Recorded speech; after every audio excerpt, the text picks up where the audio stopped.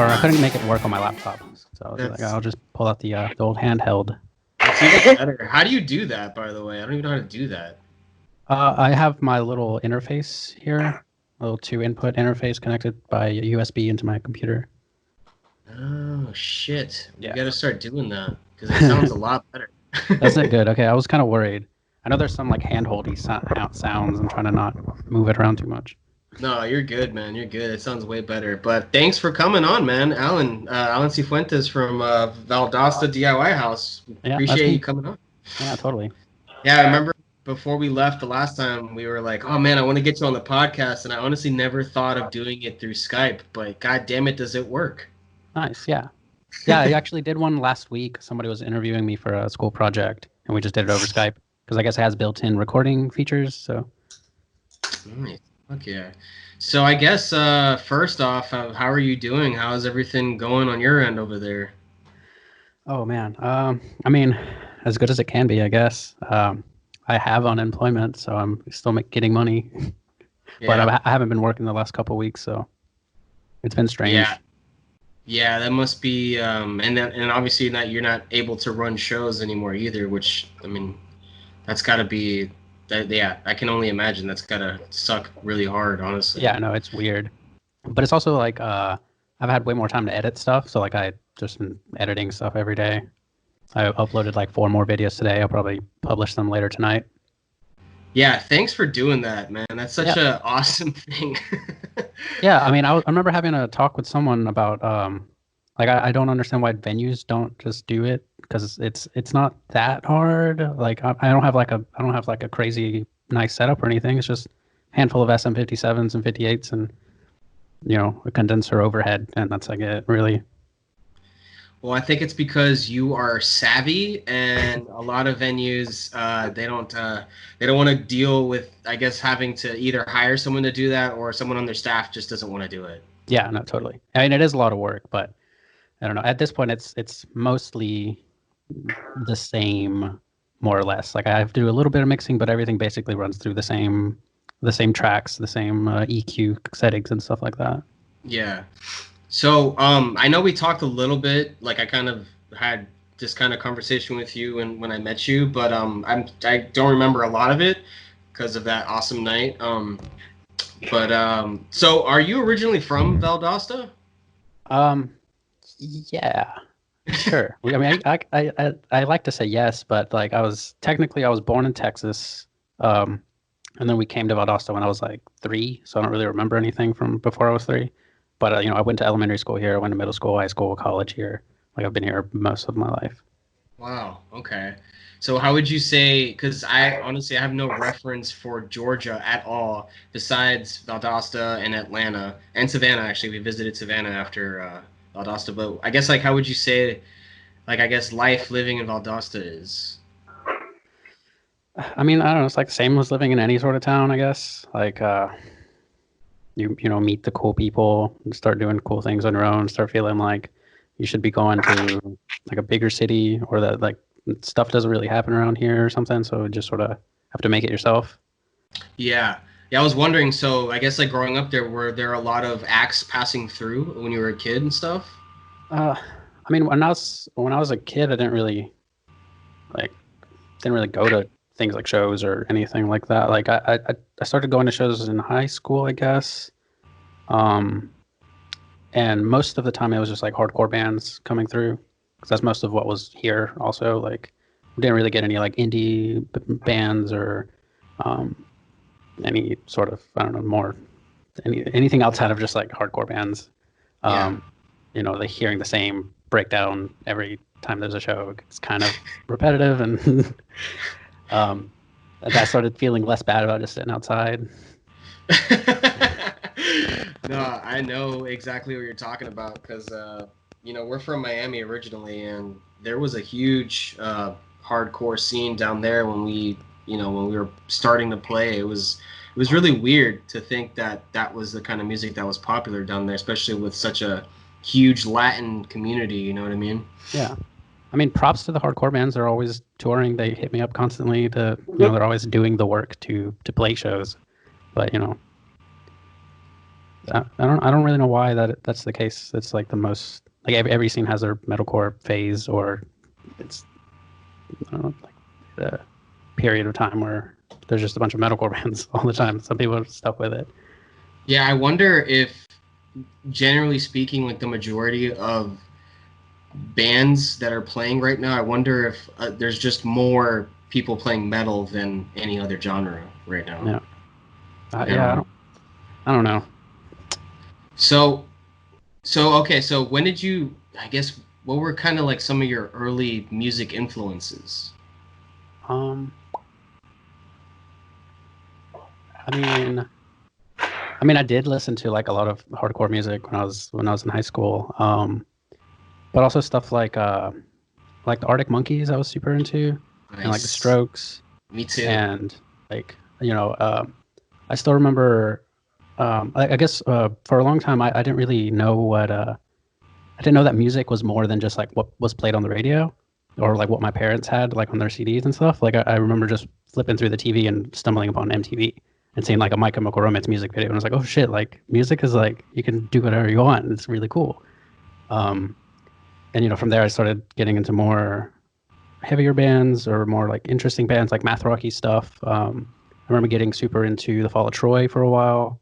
Mm. Um, and then some of my friends were more into like emo music and like American football, and um, I remember I got super into Algernon, Cadwallader, Okay. um, and then started getting more into like electronic music and then more like noise stuff and sort of branching out to like all sorts of stuff. So you've crossed basically every genre for the most Right. part. Yeah. That's cool. Did you I guess, or I don't, because I actually don't know. Do you play an instrument? Yes. Sure. I can make sounds with these things called instruments. Um, I played the alto sax in middle school band. That's the only instrument that I like learned to play. Then like I got a guitar in high school and then just sort of taught myself. Um, and because like I could play guitar, I could also play bass kind of. And then I'd always wanted a drum set, and then eventually when I like moved out and saved up some money, I bought my drums, and then just taught myself how to play drums. So yes, I can play instruments. So it's funny that you do that, because I think I get what you mean by that, because I feel like I'm in the same boat. But do you signify like someone like a jazz musician, or I guess like a professional person, someone that knows how to read, and you would consider that playing like their instrument legit? I don't know. I guess I'm more just sort of just being like self-deprecating. Like I do think that I play them, but it feels weird being like I don't feel like I'm a guitarist or like a drummer or thing, like that sort of thing. But it also feels strange being like I'm a multi-instrumentalist. Yeah, Uh, that's interesting. I do dabble in other instruments, but I would say that my main thing is guitar. yeah. You know. Yeah, I mean, like, so my main thing, if I had to say something, would be like just recording or editing stuff. Like, eventually, my roommate and I bought a bunch of reel-to-reel tape machines and just bought like weird, cheap keyboards, stuff like that, and we would just record weird sounds and then like manipulate them on the computer. And like, I did a bunch of I don't know interesting things with like gates and delays and like, um, I think that's where some of my interest in like pedal boards and stuff like that also came into effect. I'm a lot more interested in just like the sounds and how they can be manipulated and I don't know, used creatively, more so than like playing notes. That's Yeah. pretty dope. Yeah, that's like the only band I can think of that comes to mind is like something almost like a Radiohead kind of thing, where Sure. Johnny writes his own software for some effects and stuff like that, which baffles me how to do that. But that's pretty badass. So when did you start? I guess when did you start getting into I guess practicing recording, or just recording in general? I usually tell people that like when they ask like how long have I been doing like the DIY house and stuff, that it's sort of been like a 10-year long project in the making. Like I've always wanted to do something like this. or for like 10 years. Like I probably bought my first microphone when I was about 16. I'm 26 now. Um, the first microphone that I bought was like this cheap USB microphone that sounded really bad and had a bunch of noise in it. And I didn't really have a stand. I would have to like tape it onto like the legs of this ironing board, like the surfboard looking ones. And then I would just like tape the mic to it so I could like use it to record stuff. And like I originally got into it because I had a bunch of friends who like played in a couple of bands, and I wanted to, I don't know, be part of it. It seemed really cool, but I couldn't really play anything. So I was like, I guess I'll like learn how to record, and maybe I can help in that way. That's cool. That's super. Yeah, that's dope. Damn, I had a specific question I wanted to ask based off of that. So I guess, See, for myself, okay. So did you look up any like recording techniques, or did you kind of do it all? No, yeah. I mean, I spent like hours and days on like YouTube watching like tutorials about mic placement on guitars and on drums, and like on vocals. Like I still get sort of frustrated when vocalists like don't hold the mic right, don't like hold it up to their mouth. They like hold it, on their chin or something. Like that's not gonna pick up the sound. Your mouth is right here. Or they cup it. Yeah, totally. And it's like it's not. It's gonna sound bad. Like there's physics to this. It'd be funny if you just walked up while they're performing, just like, dude, stop it right now. Oh man, yeah, that's cool because so for myself and I guess our other guitar player, it took quite a while for us to actually start looking into the proper, I guess, techniques of doing anything. Like Ellie, our drummer, she actually went to you studied that, Ellie, right? Yeah, in high school I did sound engineering and stuff, and got taught how to like wire stuff and whatever. But it's been a long time, and this conversation has just inspired me to get back into it because I don't play any other instrument except drums, so I might as well do something useful. And the drums are always like the hardest part to record. So if I really got into it and figured out how to do it right, I think that would help a lot. Yeah, I got frustrated with like trying to record drums well. So I've just settled for like a kick and an overhead, like one mono overhead kick drum. And if you like, put it in a good spot, and if the drums sound good and the player's good, then the recording sounds great. Come through, yeah, for sure. Yeah, that's what you used for the stuff that we were on, correct? Yeah, that's what I use for every set. It's just a kick and an overhead. Yeah, it sounds pretty fucking clean. Like you can pretty much hear everything on that. Yeah, no, totally. What kind of mic is that? It's an Octava, like MK2121 something. I forget the exact model, but it's like I don't remember all the details, but it's like Neumann microphones, which are like much more expensive, really nice, coveted microphones. They're like a couple $1,000s or whatever. Their factory in Germany was split during World War II, and half of it was making the Russian version of it, which was an Octava, and the other half was making Neumann mics. So the Octava mics have similar electronics to Neumann mics for like $100, and then you can get them modded to be even closer to Neumann mics. That's cool. Yeah, so it's like old Soviet mic. Is that what you did? Did you do the modifications? No, mine hasn't been modded. It's still just the stock one that I got off the internet. But yeah, I think you can get it for like $100 and then get it modded for like another $200. Spend like $300-400 for a mic that sounds like a $1,000 mic. Wow. Damn, I'm gonna look into that. I'm not gonna. Yeah, Octava mics. They make a bunch of different ones too. The one I have is the big, large condenser, but they also have the smaller ones and different stuff. Is that for the overhead, right? Yeah, that's the one that I use for the overhead. Overhead, that's like key, man. We should get that. Yeah, actually, if you look behind Ellie there, those are the Rode NT1s. That's what we use. Nice. Yeah, and the thing that like, so now that we're more, I guess we've been recording more on our own and stuff like that, and like do not like you. It's funny because like you're actually seeing the setup we have there, and yeah, I don't know. This is us doing it all just based off of nothing. No shit. I mean, it looks good. Okay.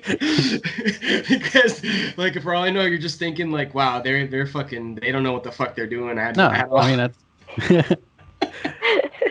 I mean, no, I would, I don't know. I don't think I would change very much about it, as long as like, because I do have like younger people here locally asking me about ways to record things sometimes, um, and uh, my advice is just to make like the instrument, the original sound source, sound the best that you can. You can put the mic, just put it in the center of the cone of the guitar amp, and it'll sound fine for what you need. Um, Aiming the overhead like at the snare, because it's like the most important part of the kit, will help make the drums sound nice and clear. Um, and something for the kick if you can. You can do a lot of decent recordings with not a lot of mics. Like Yeah. I know that that's the Strokes album. This Is It was the drums were recorded with just 3 microphones.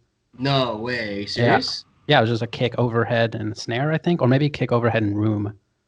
And it was all done live in like a big room, so they had like the amps on each side of the room, and then the drums in the middle.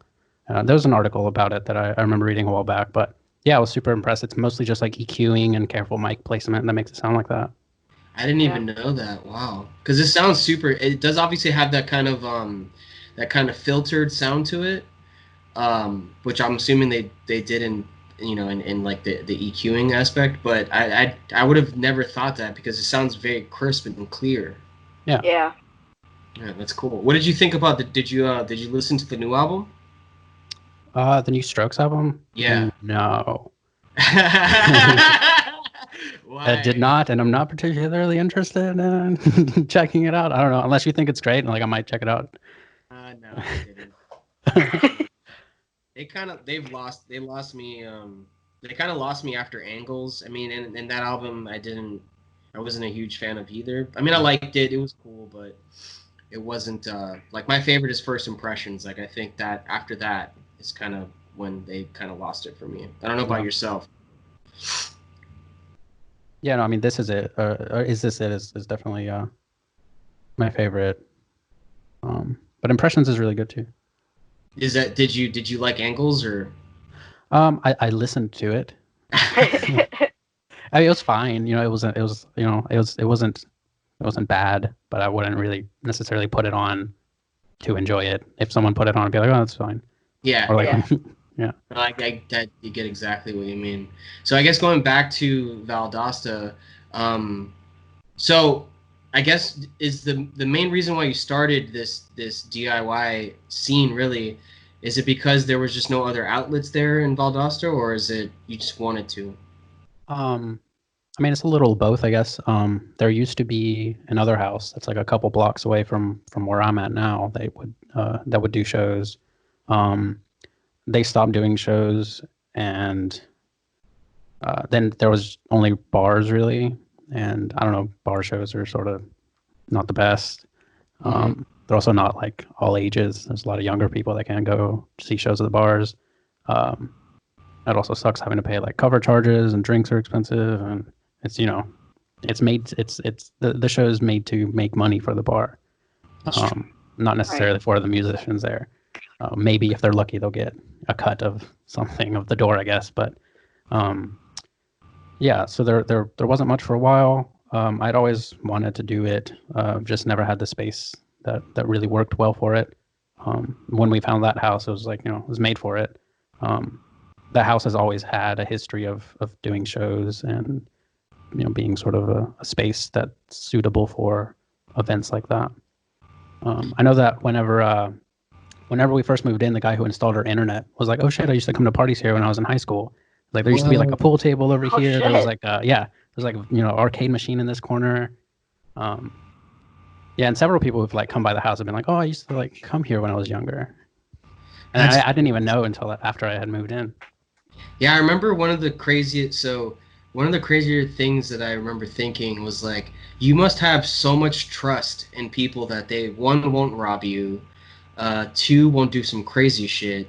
Because I know myself, like I want to do something similar here in Tampa, but I'm kind of worried about that stuff. So I mean, what kind of advice would you give me? Um, I don't know. I mean, I do feel I feel very fortunate that we haven't really had any issues with like, I don't know, sketchy people or any things being stolen or broken or anything like that. People are generally pretty well behaved. I remember being surprised at how well people left after the show was over. They didn't just like hang around, and like it never becomes like a party. As soon as the last band plays, everyone just sort of leaves. A few people might hang out for a little bit, and they'll just hang out outside. I'll just lock the door and go to sleep. Yeah, I don't know. I mean, I feel also like I've helped like create that sort of connection where nobody wants to rob me. Why? I'm like not. Yeah. I'm not hurting anyone. I also don't have very nice stuff to steal.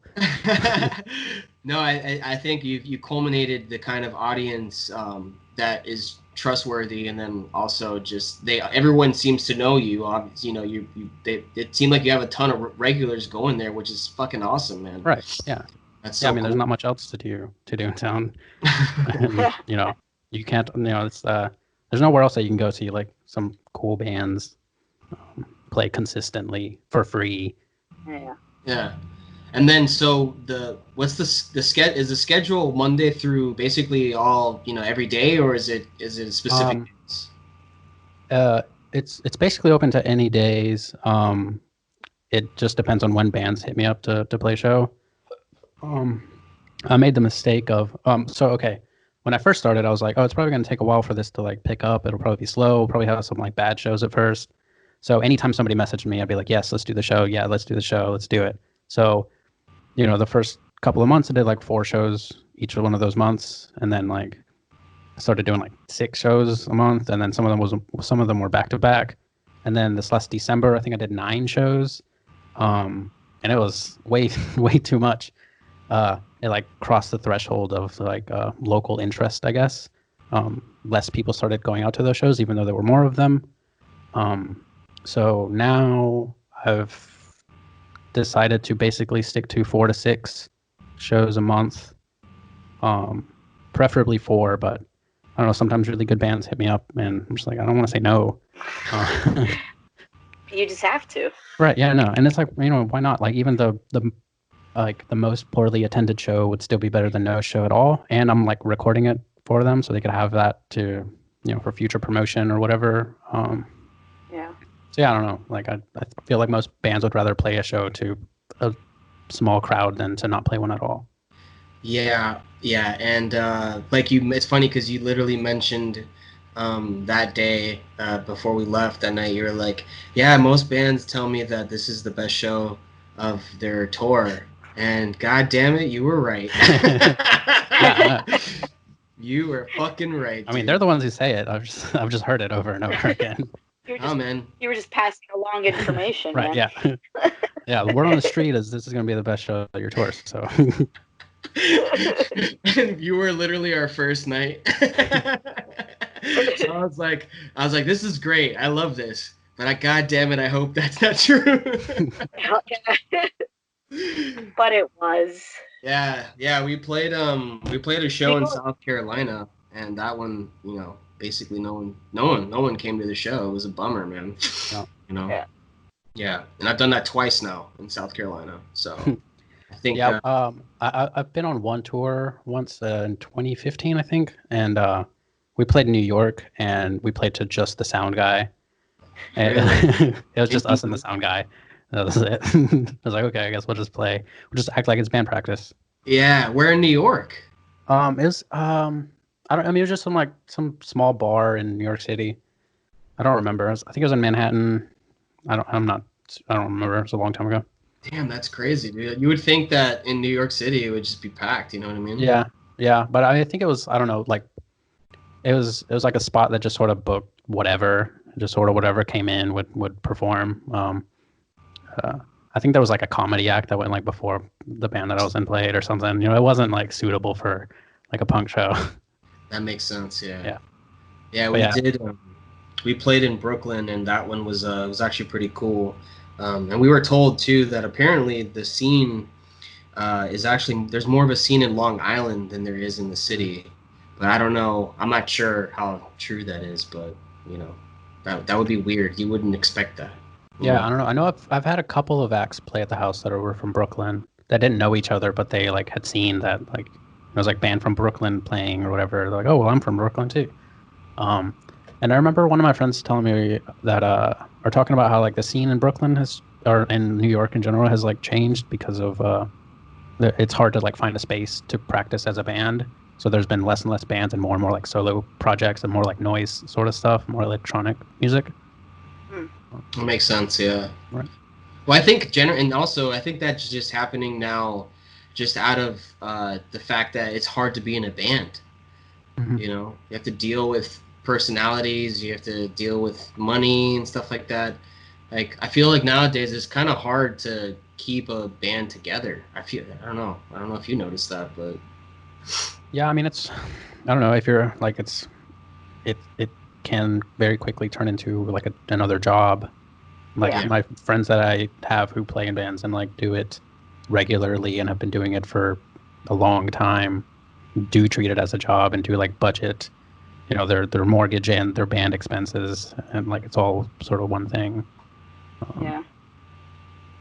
So yeah, I don't know. It's work. Are you playing in the band right now? Uh, um, I love that my questions make you laugh. That's the best it just makes me think about myself and it's like, oh fuck, I'm just a joke. No, you're not. You're literally single-handedly fucking holding down a scene. Yeah, dude. Like, yeah, I guess I am. Like, I have my main band that I've been playing in that hasn't practiced in like 3 months. This Junior Doubloons that I was playing drums in. But you know, we haven't practiced in a while. Like, things are weird with like quarantine stuff.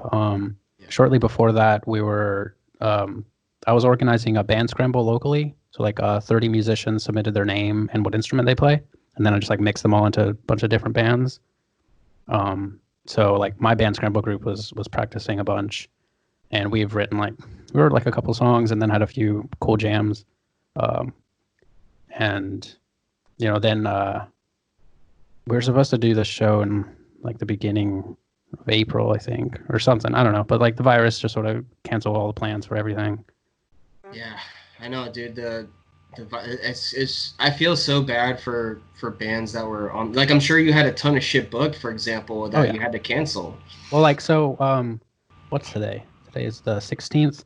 The first show that we did was April 19th of last year. So I was gonna do this Friday and Saturday was gonna be 2 days back to back, like the 1 year anniversary show for the house.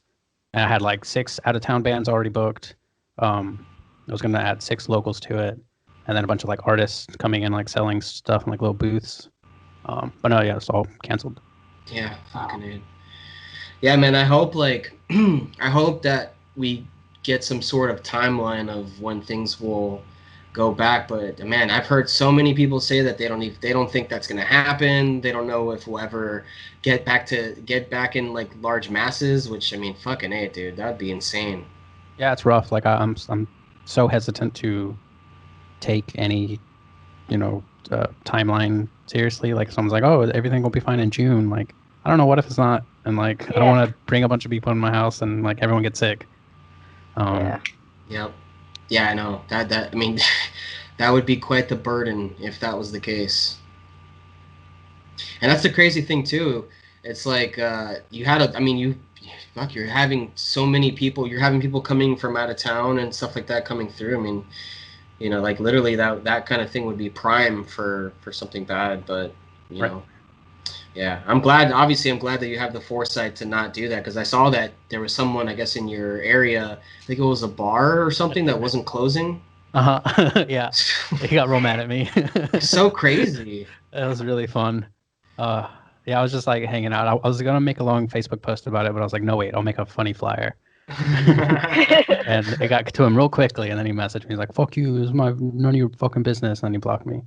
But did they end up closing? Yeah, or? like 3 days afterwards, the governor shut down all bars. So I get it too, because it's like I understand the perspective from someone that owns, that's their fucking money and whatnot. But I mean, you can't. I don't know. There's too many people out there that think that this is nothing, and that kind of scares me. Like I feel like those people are perpetuating the spread of the virus. You Mhm. know. Yeah, I, definitely. That's why it'll probably take longer for it to go back to normal because of people like that. Right. Because they just won't stay fucking home. Yeah. yeah. Yeah. I don't know. But anyways, let's let's get off of that topic. No, let's talk about So. communism. No. um, so I guess so when you first started doing this, so was it? I guess how long did it take before bands from out of town started hitting you up? Like, how did Oh, they find out about it? I mean, it was okay. So it was basically instantly. Like the very first show we did was all locals, and then the second show, I think it was the second show. Let me double check on my phone because I have all the past shows on here. But uh, so locally there's like two bands, I guess, who have been doing it for close to 10 years and have been traveling all around the country for a long time. So they have a bunch of connections. They're the people that used to book like at the local bars or at the other local house. Um, uh, and yeah, like the very like second or third show, I started having a bunch of bands from out of town because they were friends with them. So there's like, hey, come play at this house instead of playing at the bar. That's cool. Okay. I Because couldn't imagine that a touring band would say no to playing a house party. Yeah, right. well, the thing too is like having the local band say like this is a dope spot that obviously validates the Right, yeah. fact that Yeah, it's gonna. they're friends with them. So like, Yeah. they weren't they knew that we're gonna, I don't know, take them to a shitty spot or something. Yeah, and the fact that you let people stay there is so nice, man. I mean, you fucking save you who knows how many people you fucking saved, on the tour and shit like that from basically going over budget or just losing Oh money, yeah. you know? Yeah, no, totally. I know. So I was right. I don't want to misspeak, but the very second show that we did was with Zeta. Oh shit, from Miami? Yeah. Oh Yeah. So sick. that was show number two. So like it instantly went, from all locals to like one of really, awesome bands. Oh, that's so cool. And then I think the third show was with Jillian Carter, maybe. I don't know. I don't know. Are They're they also from? they're from Orlando. They're like a screamo band. They're always constantly touring. They played the house like 3 times at this point. They're great. Yeah, it was like the third or fourth show with them, and yeah, like a few. I don't know. I just like made the Instagram account, and then I just like started having bands message me. I really haven't had to like reach out to bands. They've all come to me from day one. That's so badass, man. Because we found out about you. I think it was either Proud Miranda or Bear and the Lady had mentioned it, Yeah, and we yeah. were I like, know. Bear and the Lady has played here. And Proud Miranda is booked for like June, but there's no telling if that's gonna happen. yeah, Right. yeah. But yeah, that's how we found out, and I was like, oh, fucking perfect, man, because we have no idea. I mean, most of the spots that we're hitting now are all brand new places for the most part. So, Right. and I'm glad to have met you, man, because that space is. Oh, so I had another. So in terms of like the sound ordinance and stuff like that, how's that gone? Um. So we haven't had anybody come and complain about noise. So next to the house is La Jalisco, the restaurant, and I know the owners of the restaurant. They seem chill with everything. They like, anytime I go in, they're like, "Oh, you're still doing shows?" Like, "Oh, that's cool."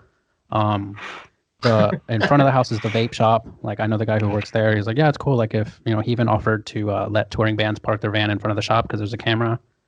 Okay. So like all my neighbors are businesses and they're all cool with it.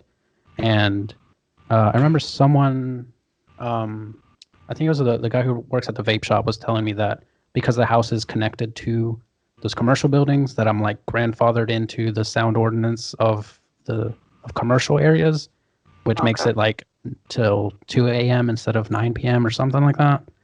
Shit. Wow. Wow. But yeah, I mean, we've never had any issues with sound, so I don't know. So you're Not gonna just in worry a about good it. spot. Yeah, no, it's great. Damn, that's so badass. Now, I don't remember. I think I may have asked you. Did you buy that place or are you renting it? No, we rent it out.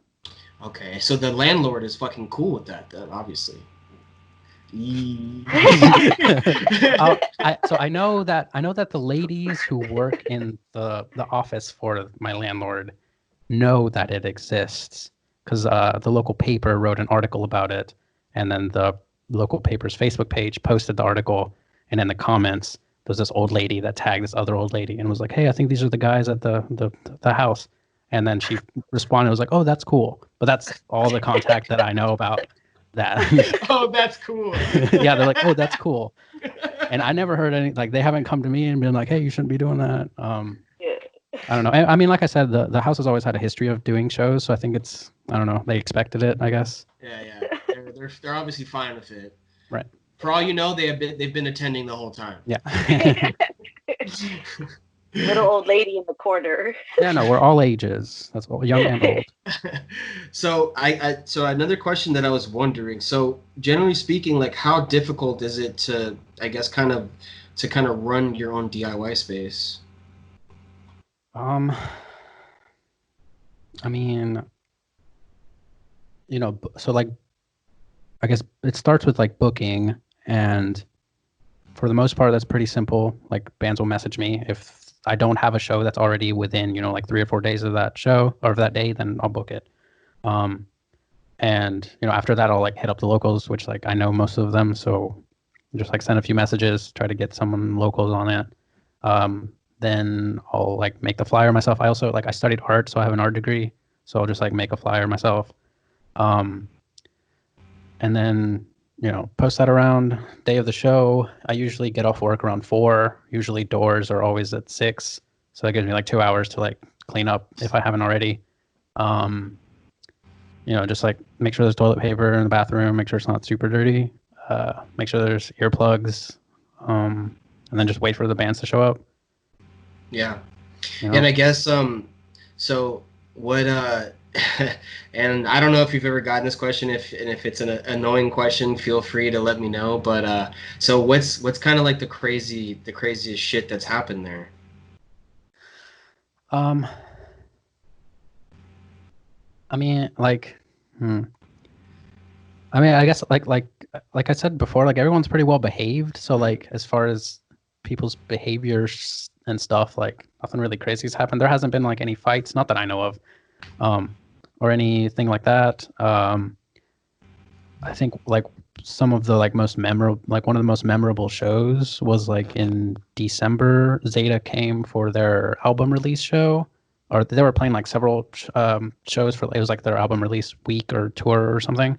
And the acts that they had touring with them were Andy the Door Bum, who was like wearing this whole get up and had these like lights on his hands that he could trigger with his feet, and like all the lights were off, so he was just like controlling the lights, and he had like a backing track, and he had the crazy vocals, and he was wearing like this huge mask, and it was just like incredible to watch, like in my living room. Yeah, and I feel like me myself, if I were to do that too, like I could totally see myself just like having that kind of experience too, where you're seeing awesome music in front of you and it's at your fucking place, and you also made this happen. Yeah. Like you brought this together. It's yeah, that must be such an awesome feeling. That's why I want to do it personally. I really do want to do it as well. Yeah, no, it's definitely like I definitely feel very proud of the space and of the acts that I've brought in. And like seeing like the crowd's reaction, or even or like their like they'll tag me in their Instagram posts and like send me messages. I mean, they also like donate. Like the house is like, I have a Patreon. There's a handful of people that donate a month every month. So I don't know. I mean, people really like it. I get a bunch of thank yous and congratulations and stuff like that, and it feels really good. As you should, honestly. I'm actually I'm gonna step out real quick to pee, and if you need to, Alan, let us know. But I'll be right back. Okay. But yeah, I think that's funny because like it kind of goes hand in hand with that kind of instinct you had to go into like sound and stuff. Like I can't play, but what else can I do? Yeah. And I think it kind of goes hand in hand. Like Yeah, you're no. just Yeah, I've always felt more like comfortable in like the supportive role, like creatively even so like I said like I studied art, so whenever I was there, I worked for the school for a little bit as a studio assistant and like lab monitor, so I was like helping the students whenever they had problems with stuff, and that was really cool. For a long time I wanted to be like an art teacher, or any sort of teacher really, but I definitely prefer that like supportive role. So that's where like it makes sense that I got into recording, and it makes sense that I like hosting bands. right. Yeah. Have you done like album art for bands and stuff like that too? I'm imagining so. Not enough to say that I do that, I guess. Like Okay. I the very first like album that I recorded, I helped. I think I helped just like edit and like do the layout of the artwork and stuff. hmm Or I did that for like a couple of albums, and like for example, one of the bands I recorded, they were getting cassettes made, and they just had like a picture that they wanted to use for the artwork, but they didn't know how to like set it up or whatever. So like laid out Right. the cassette layout and like put the text on there and made it look nicer than just like a Right. image on a piece of paper. Is that something that you'd be interested in doing and stuff like that? Um, I don't mind like I think even there again, like I'd rather be like the quality check in that Okay. process. Like I'd rather have someone else like maybe make the art, and then I'll be like, yeah, that looks good, or like let me like tweak the font a little bit, or like what if you Right. tried doing this instead? Yeah. Yeah. Yeah, so like an art director Right. position, I feel like I would prefer than to like have to create the whole art for an album or something like that. Right. Well, that's cool, man. I mean, I like all of that stuff is just very important in the whole process and stuff like that. But I wanted to ask you because Daniel left me a question. Yeah, What kind of advice do you have for people that are starting what you're doing, basically? like running house shows. Yeah. Um, I guess I would say, um, I would tell people to go to DoDIY.org because they have a bunch of resources that are super helpful.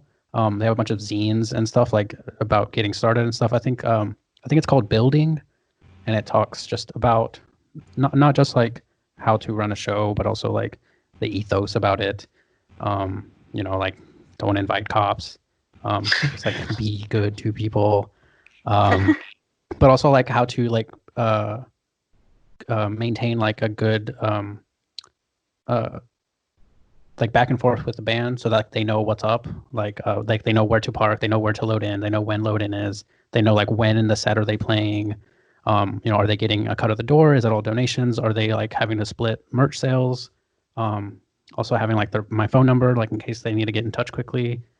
A lot of that stuff I gathered from reading that building zine. What's interesting is that sounds more structured than most venues. Oh yeah. Yeah, no, I mean I played in venues like I went on one tour, we played like 16 shows or something like that. So like I've been part of the process that like that other venues have, and it's usually not very clear. Oh. No, well, not most of the time. It obviously depends on the venue, but like, there's definitely some where you're like, is there even a sound guy tonight? Am I getting paid? There's never any specific. Like most venues don't straight out tell you how much I guess you're going to be making in the night. I guess since it's based on how many people you're bringing, but Right. even then, you should at least mention the the percentage you'd be taking from the door or whatever it might Right. be. And and like to me, even on top of that, like how are you not contacting this band the day before the show? How am I right. not hearing about, like from you the day of this show? I have no idea Yeah. where to park or like all of these things, and it's just crazy how Yeah, like you and it's have like to want to contact them. So yeah, and it's like I like on my phone I have like a template that I use, and I just like punch in the day of the show and like the order of the bands. Everything else basically stays the same. and then I copy and paste that into the Instagram group chat with all the bands that are playing that night. So like everybody has it, and then y'all can also like talk amongst each other if you like, want to say hey to each other or whatever, just so everyone gets a chance to at least sort of get a vibe of who else is going to be at the house that night. Yeah, that's really smart. And it's not hard. It's not, and I won't say like there are some great venues here, for example, in our area and stuff. I love them. Like they do things, pretty cool, and they tend to pay pretty well. As they don't. There's some venues that you'll play, and even if you have a good turnout per se, you won't even make any money because there was like a specific amount that you had to pay for the night or whatever. I guess renting right. the night or whatever. So yeah, I mean, I don't know how that stuff works with like bigger legit venues, but I don't know. Yeah, luckily you don't. Luckily you have a better something that works out better for your fucking area for sure. Yeah. I mean, I think it works out better for everyone. Like I think like one of my favorite things about it, I guess, is like how I've have like set my foot down, and like all the shows will be free always. Like even whenever I open up a legitimate venue, like the shows will always be free to enter. If we like sell snacks or whatever, then yeah, you pay for some snacks. But like to come in, it should just be free. That way, like also people, because like I've been in that position where like I want to go to a show, but it's $5, and I just don't have $5. Or like maybe I do have $5, but I wish I could use it to like buy a shirt maybe, or like a CD or something, instead of paying the bar just to walk in. Yeah. Okay. So here I have a question for you. Then, do you think it's the job of the bar to have kind of like regulars already there, or do you find that, because I feel like a lot of bars now they kind of need the bands to bring the people to the place, which I think at that point you're kind of providing all the, I mean, you're providing customers to the place, and all they're providing for you is a place to play. Right. Yeah, I mean, I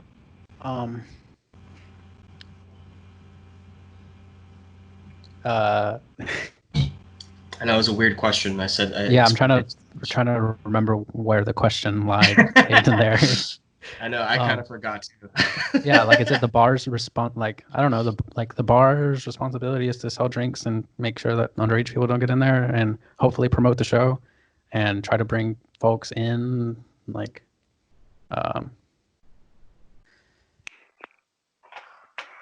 See, for me, so for me personally, like there's so I'll give a good example. There's a place in St. Pete called the Benz, and that place has people there all the time.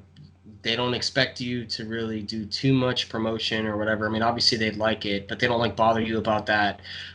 They pay really well, and they give you a cut from the bar. They don't. And usually their shows are free. I think sometimes the bands will choose to I guess for like a cover or whatever, but for the most part their shows are free and you still get paid.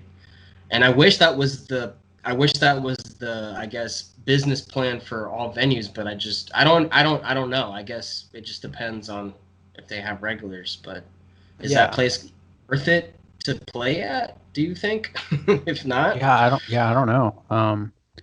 I know God, I don't remember the details or who was telling me this, but like how like that the way like larger venues function, like the bands are paying to play there, and like but the money that they're making is from selling merch, more so than like from ticket sales, or I guess and ticket sales or whatever. But they're having to put up money to be able to play there from the get-go. Yeah. Which I guess also makes sense in some ways. I think it makes sense for, like, let's say it's a big act and you can you can bring over 200 people. Yeah. And that price doesn't change, from, it doesn't matter who's coming. It's like, let's say the rent was $250. As long as you cover that $250, then afterwards, I guess I don't know how it works, because I've never, we don't have that kind of fan base. We're not in big bands. Yeah.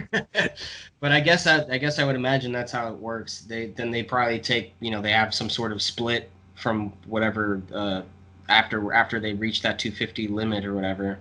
But yeah, that just doesn't necessarily make sense for, I would imagine, the majority of the bands that are going through like your venue and ourselves to do really at our in our point here. Right. You know what I mean? So yeah. I mean, and I guess like yeah, just like my whole thing is like I just don't feel like there should be like gatekeeping to like experiencing a band's performance, especially in like a space that's like this, or like a bar or whatever. If you're going to like a stadium when there's like a big light show or whatever, like, that's like another story. But if you're just like watching a band play, I don't know, you shouldn't have to pay for that. yeah. I agree, man. I totally agree. So I had this. How how has running this DIY spot? How has this changed your perspective on music or bands? Um, um,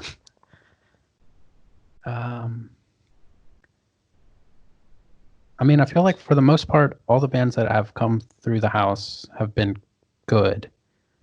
Uh, like they've had their shit together for the most part. I think there was like one where like they were late and then like they had no sense of urgency when they got there, and it just was like, oh come on guys, like try to get your stuff together. But I think it was also like their first tour. They were young. They didn't really know what's going on.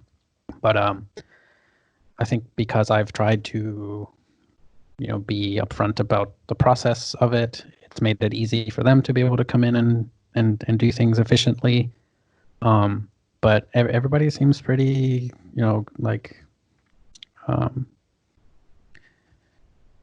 aware of sort of what's going on, and pretty easy to talk to and pretty easy to book and I don't know. I mean, I've made tons of friends over this last year. Like I said, like this April is 1 year since I did my first show.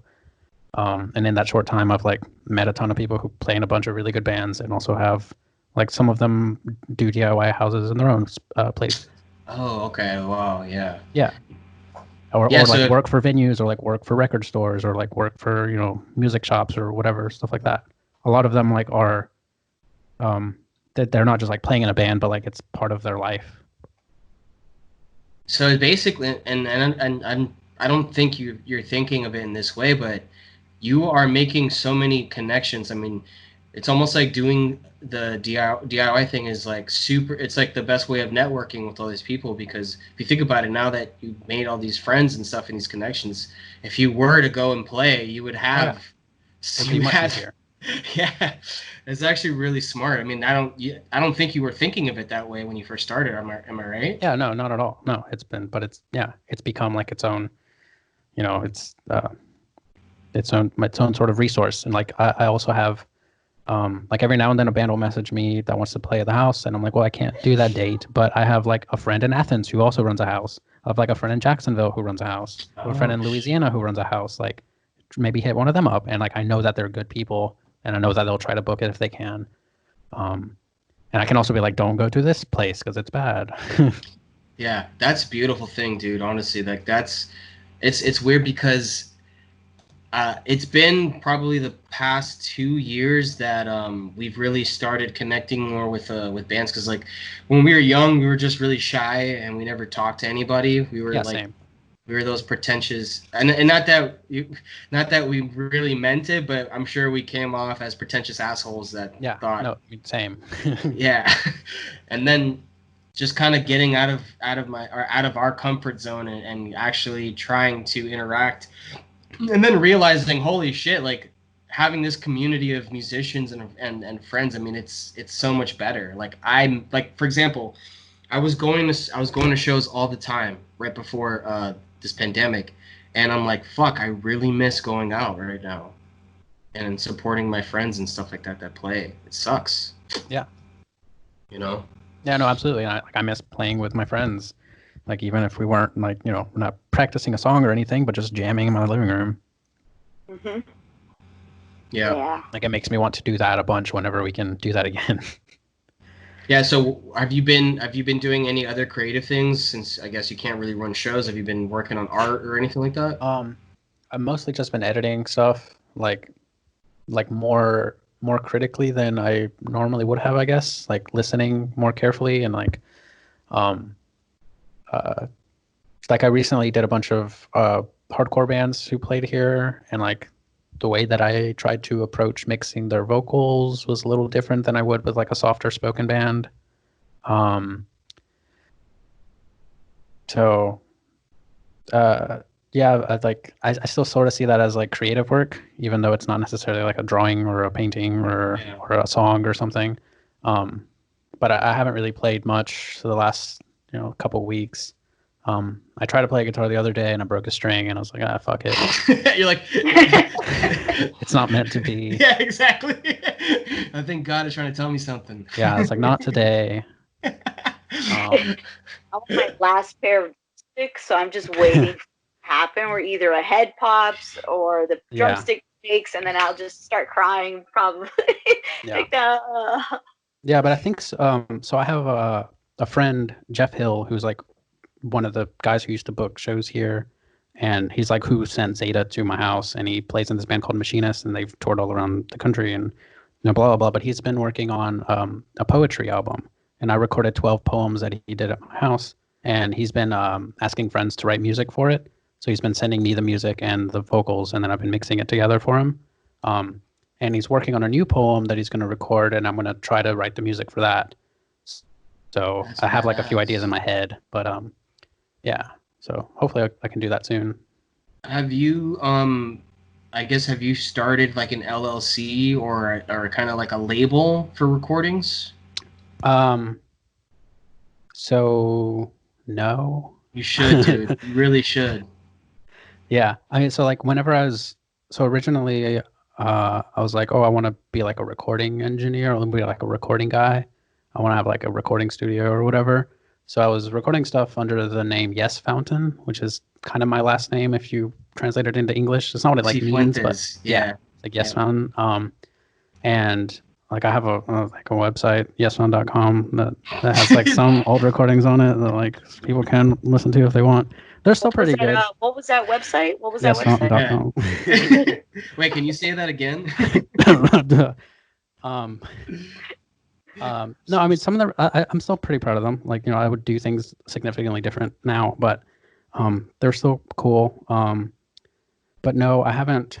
Like, I'm still, the plan is to get a commercial building and do shows more like legitimately, or just not have to worry about the city, and like be able to like have employees and have somebody else run the sound or like edit stuff, or hopefully it would be like a place that we could sell food at and like have people cooking food and stuff like that. I feel like at that point I mean, it would be required to start doing that stuff, but I don't know. Or I need to like find a friend who's a lawyer and like an accountant that can just like do it for me for free. It's like I know so Alyssa, they run DoDIY.org, and they recommended a book to me. I recorded an interview with them last year at some point. And it's on the Valdosta DIY House YouTube channel. Like, I was going to do a podcast, and I was just like, this is a lot of work already. But I did one interview, and it was really good, with Alyssa. And they recommended a book. I think it's called In Every Town, like a manual festo or something, where I haven't read it, but the way that they explained it was it explains sort of how to run shows, like, house shows, or like to try to transition into doing like a legitimate venue, and like what all the steps you have to take to do something legit or like less legit, or all the ins and outs. And I think they said that they interview a bunch of people who have venues, so just sort of get a bunch of different perspectives. Yeah. I mean, a podcast for you too would make a lot of sense, I feel.